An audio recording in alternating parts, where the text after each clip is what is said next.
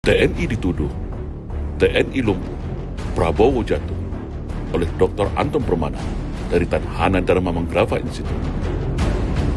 Ada istilah klasik dalam dunia intelijen yang menarik untuk kita bahas kembali, yaitu kalau ingin memenggal kepala Garuda, maka kalian harus tumbangkan dulu si penjaga Garudanya. Siapa penjaga Garudanya? Jawabannya adalah TNI, Tentara Nasional Indonesia. Saudara-saudariku dimanapun berada, potret demo yang terjadi akhir Agustus kemarin menyiratkan banyak makna kepada konstelasi politik negara kita hari ini, di mana sebuah demo yang awalnya tulus menyuarakan aspirasi jeritan hati rakyat, tiba-tiba berubah menjadi rusuh merusak wajah demo menjadi bias dan lari dari substansi sebenarnya.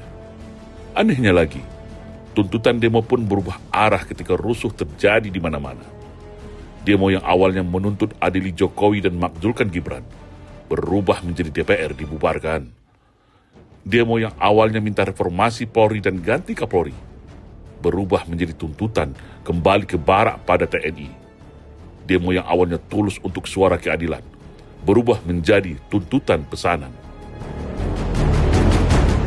Tidak hanya puas sampai di situ, tak ada angin tak ada badai, TNI tiba-tiba yang dituduh sebagai dalang rusuhnya. Dengan narasi-narasi provokatif dan data cocoklogi penuh dengan nada kebencian dan tensius kepada TNI. Tapi begitulah nasib TNI, dan resiko menjadi penjaga kedaulatan bangsa dan negara ini.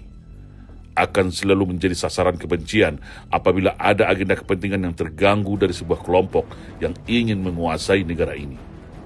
Baik itu dari pihak luar maupun dari dalam negeri itu sendiri. Hanya ada dua dalam sejarah kelompok pembenci TNI di dunia ini, yaitu pertama, kelompok anak cucu PKI yang begitu dendam kesumat pada TNI, karena TNI bersama rakyat berhasil menggagalkan kudeta PKI pada tahun 1965 yang lalu. Dan yang kedua adalah para agen dan aktivis pro-liberal hasil cuci otak didikan Barat, yang atas nama HAM dan demokrasi, sampai kapanpun tidak ingin ada TNI di dalam kekuasaan. Mesti mereka tahu, politik TNI dalam kekuasaan adalah politik negara sebagai penjaga burung Garuda. Begitu juga dengan pemerintahan Prabowo Subianto hari ini yang notabene adalah mantan prajurit terbaik TNI. Sentimen dan kebencian terhadap TNI semakin menjadi-jadi. Walaupun dalam 10 tahun pemerintahan sebelumnya, TNI boleh dikatakan dianaktirikan, bahkan sedikit dimarginalkan. Kelompok ini sangat tahu bahwa TNI adalah stabilisator dan penopang utama kekuatan politik Prabowo, termasuk dalam pemberantasan korupsi, di mana TNI membackup penuh Kejaksaan Agung yang membuat banyak pihak aparat yang selama ini jadi backup kejahatan tidak berkutik lagi, termasuk di dalamnya para mafia migas, mafia tambang, mafia kebun sawit, mafia judol, bahkan mafia narkoba sekalipun disikat TNI, termasuk para elit pemerintahan itu sendiri. Artinya, selama masih ada TNI di samping pemerintahan Prabowo, jangan harap kelompok ini bisa berbuat banyak. Jadi cara satu-satunya untuk bisa kembali mengendalikan, bahkan kalau ingin menjatuhkan pemerintahan Prabowo secepatnya adalah singkirkan TNI jauh-jauh dari kekuasaan, atau minimal buat TNI lumpuh atas nama tuntutan rakyat. Jadi wajar apabila TNI yang dituduh-tuduh, difitnah, dicaci maki oleh dua kelompok tadi menggunakan cover adik-adik kita dari mahasiswa.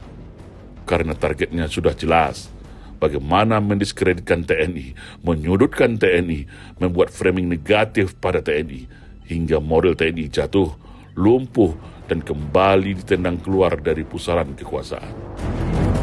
Tujuan utamanya agar kalau TNI sudah lumpuh tak berkutik lagi, maka dengan sangat mudah mereka menjatuhkan Prabowo kapan saja. Lalu, naiklah sang putra mahkota Gibran menjadi penggantinya. Sebagaimana dulu Pak Harto turun, Habibie yang naik.